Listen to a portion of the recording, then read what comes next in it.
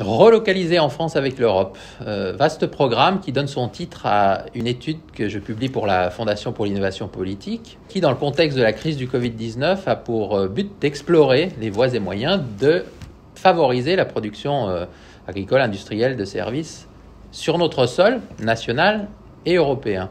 Ce que je rappelle d'abord, c'est qu'il y a quand même beaucoup de défis nationaux. Par exemple, la France a une industrie qui représente 13% de son PIB.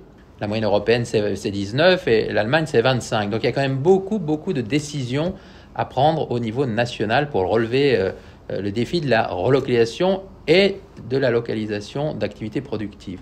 Il y a aussi des défis européens, des faiblesses à corriger, des atouts à utiliser au niveau communautaire. La politique industrielle, la politique de concurrence, le budget européen qui, par exemple, finance des initiatives comme Galileo, ITER, la fusion nucléaire, tout ça pour créer les conditions du développement d'activités productives.